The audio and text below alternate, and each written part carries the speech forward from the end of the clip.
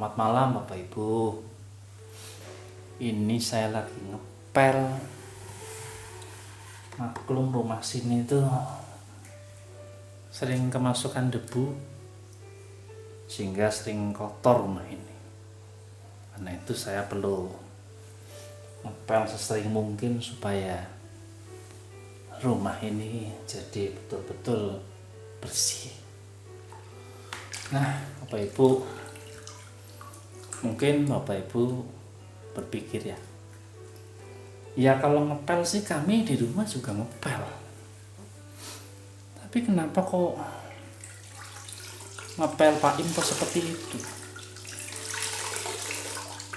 Ini kan cara konvensional. Cara orang-orang dulu kalau ngepel rumah seperti ini. Kenapa kok enggak pakai cara yang seperti hari ini? Minimal tuh ya pakai tongkat. Kalau pakai tongkat Pak, cepet. Rumah juga bersih. Dan kita enggak capek. Tapi kalau cara Pak Im ini, waduh. Zaman sekarang ini sudah enggak sering dipakai udah. Di samping lama pengerjaannya, yang masih sampai, dan bonusnya sakit pinggang. Ya kalau saya pikir-pikir ya betul juga omongan Bapak Ibu. Capek iya, saya ngos-ngosan nih. Lama iya, harus sabar kalau dengan cara seperti ini. Dan pasti bonusnya juga sama, pinggang sakit. Tapi kok saya senang dengan cara seperti ini? Kenapa? Karena saya melihat hasil dari mengepel lantai dengan cara seperti ini itu sepadan dengan keletihan yang saya rasakan. Banyak kotoran-kotoran yang tak terlihat itu bisa dibersihkan dengan sempurna. Karena dengan cara saya mendekat ke lantai, saya bisa melihat dengan jelas sisi-sisi mana, kotoran-kotoran di mana yang tidak tersentuh oleh tongkat, tapi tersentuh ketika saya mendekat. Karena itu saya suka dengan cara seperti ini. Sekaligus yang penting saya belajar sesuatu. Banyak orang seringkali bertanya, mengapa ya Tuhan Yesus datang ke dunia? Kenapa tidak dari surga saja dia mengampuni kita? Tidak usah mati di atas salib. Bisa kan? Sampai ada lagunya itu. Mengapa Yesus turun ke dunia? Jawabannya apa? Lagu itu memberikan jawaban. Karena kasihnya, ya karena kasihnya. Kasihnya betul. Tetapi saya sembari mengepel lantai, menemukan jawaban yang berbeda.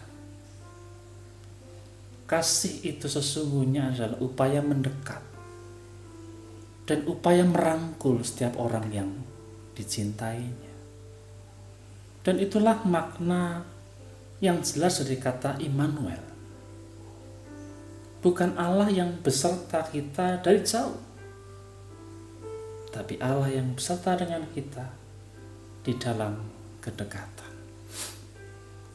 Dia datang dalam dunia bukan sekedar untuk urusan menebus dosa, tapi dia datang dalam dunia juga mendekat, melihat detail kehidupan kita, mengerti dinamika, pasang surut, kebaikan-kebaikan hidup kita, dosa-dosa kita, sakit hati kita, itu dia melihat dengan detail.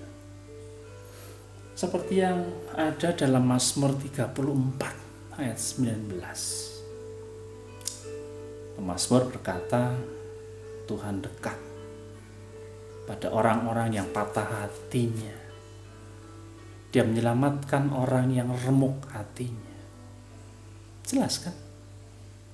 Allah kita bukan Allah yang jauh. Apalagi Allah yang menjauh dari hidup kita. Seolah-olah dia tak nampak. Tapi hakikatnya Tuhan kita selalu mendekat. Dia mengerti isi hati kita. Dia mengerti pergumulan hidup kita. Dia mengerti luka-luka hati kita di masa yang lalu. Kepahitan atau apapun namanya. Dan bukan cuma tahu, tapi seperti mengepel lantai.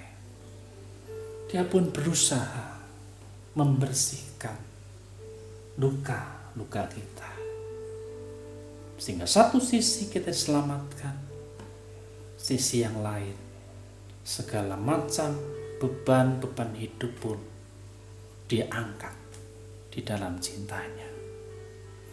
Oleh karena itu, setiap orang yang hari ini bermasalah, percayalah, Tuhan kita bukan Allah yang jauh.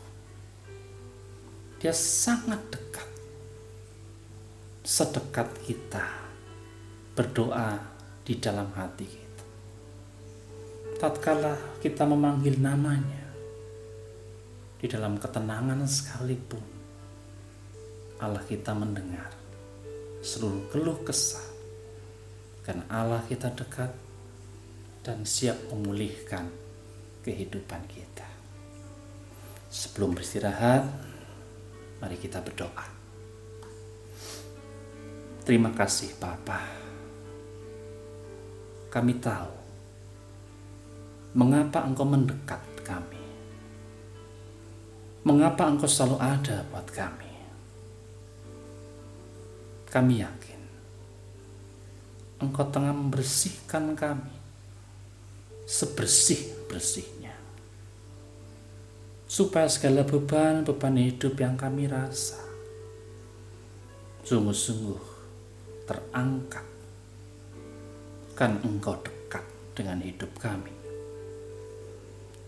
Ajar kami juga mendekat kepadamu. Karena di dalam dekat kami padamu ada rahmat Tuhan yang Kau selalu curahkan. Masalah mungkin menghimpit, tetapi Engkau selalu dekat dengan kami. Yang membuat kami tak perlu lagi gentar dengan hidup, tak perlu khawatir dengan masalah. Karena kami tahu Engkau tengah memulihkan hidup kami hari demi hari, waktu demi waktu dalam setiap sisi hidup kami. Terima kasih kalau malam menjelang menjadi waktu bagi kami untuk beristirahat, waktu bagi kami untuk melihat bahwa Allah kami turut hidup bersama kami, menenangkan istirahat kami, dan membangkitkan kami esok berkarya dengan sempurna. Karena kasih Allah telah membereskan seluruh luka-luka kami, kepahitan hati kami, dan kami boleh menyongsong masa depan di dalam sukacita. Terima kasih Bapa untuk cintamu. Dalam kasih-Mu Tuhan, kami berdoa. Amin. Percayalah Allah kita dekat, berdoalah panggil namanya, maka Dia akan terus memulihkan hidup kita.